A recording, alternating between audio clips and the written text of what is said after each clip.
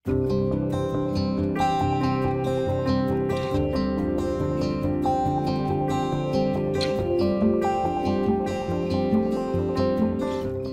welkom by vandag se formasiereis.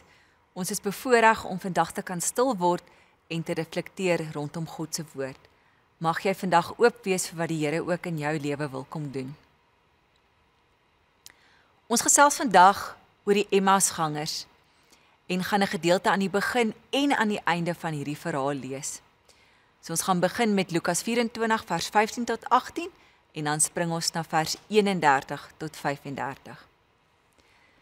Terwyl hulle so gesels en gedagtes wissel, het Jesus self nader gekom en met hulle saamgeloop, maar hulle oë is verhinder om hom te herken. Hy vra hulle toe: "Wat is dit wat julle so ernstig met mekaar loop en bespreek?"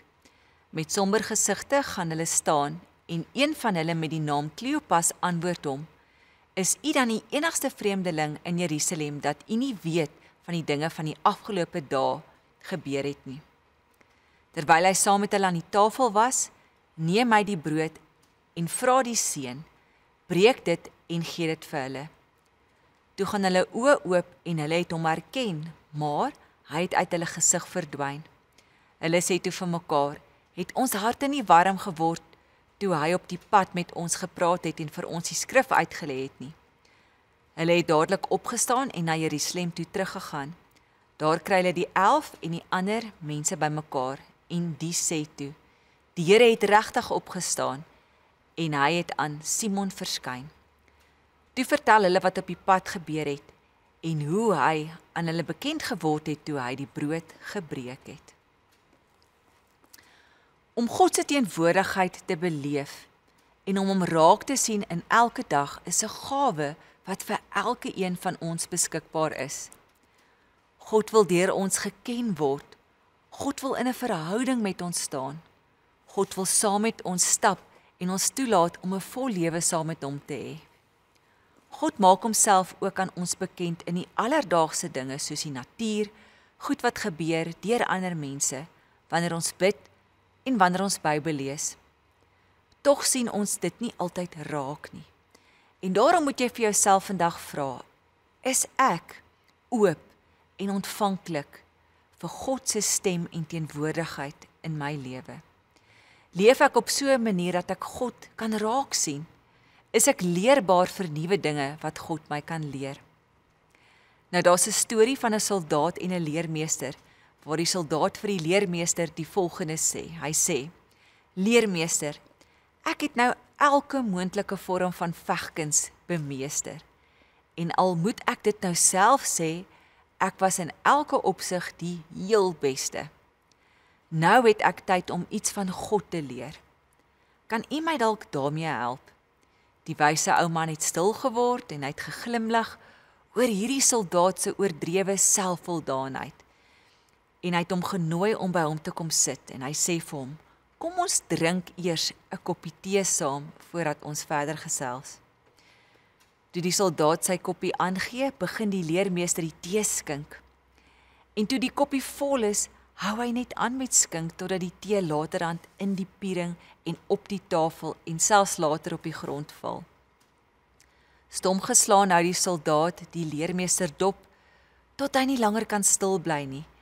En die soldaat skree: "Hou op! Die koppie is mos vol, daar kan niks meer ingaan nie." Die leermeester sit die teepot neer en hy sê vir die soldaat: "Ek merk op dat jy ook vol is. Jy is so vol vir jou van jouself dat daar geen meer plek vir God is nie. Dit is nie moontlik om jou iets van hom te leer voordat jy nie leeg word van jouself nie." Nou in vandag se verhaal was die Emmausgangers dalk nou nie vol van hulle self soos die soldaat nie, maar daar was dinge wat gekeer het dat hulle nie vir Jesus kon raak sien nie. Die gesprek met Jesus op pad help hulle om sin te maak en leeg te word van hulle vooropgestelde idees en verwagtinge. En toe hulle saam met Jesus aan tafel sit en die brood breek, gaan hulle oë oop vir Jesus wat nog die heeltyd by hulle was. En dan sê die teks so mooi, hulle harte het warm geword. Nou vandag wil ek vir jou vra, Wat maak jou beker so vol, dat daar nie plek is vir iets nuuts in jou lewe nie? Wat maak jou beker so vol, dat dit jou aandag wegneem van God se teenwoordigheid en om nuwe dinge van hom te leer? As ek sê volmaak, kan dit 'n klomp verskillende goed wees. Dit kan gedagtes en emosies wees wat jou vasvang. Dit kan goed wees wat jou kaap om jouself te wees en om oop te wees vir God en ander. Dit kan dalk selfs 'n bekommernis wees, 'n gedagte wat 5, 6 of 20 keer 'n dag in jou gedagtes draai. Dit vang jou so vas dat iemand met jou praat en jy hoor dit nie eens nie. Dalk is dit jou eie ego. Jy is in 'n nuwe situasie so ingestel op wat ander dink of dat jy die regte ding gaan doen, dat jy nie raak sien dat iemand vir jou iets wil leer nie. Dalk word jy opgeslurp in jou werk of in 'n sekere toksiese verhouding, jou behoefte aan sukses. Dalk is daar so 'n groot hartseer dat jy vasgevang word daardeur. Dit kan ook 'n besige skedule wees. Dalk voel jy het alreeds antwoorde op alles in die lewe, of miskien het jy in die verlede seer gekry. Ek wil jou uitnooi om vandag, wanneer jy tyd het, te gaan sit en die volgende asemgebed te doen, om jou te help om oop te word vir God in jou lewe. So hoe werk dit?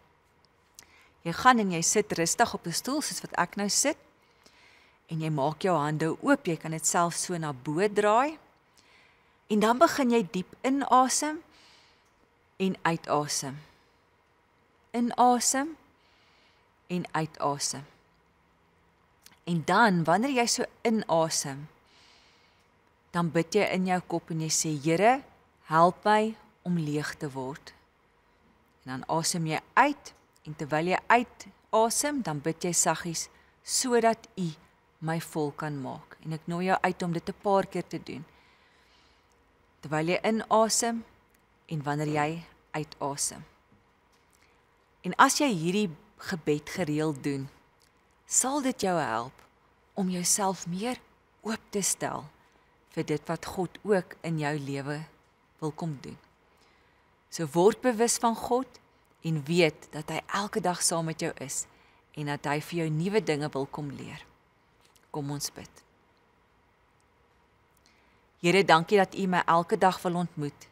Help my om vandag leeg te word van myself en die dinge wat my keer om U raak te sien in my lewe, sodat ek weer gevul kan word deur U.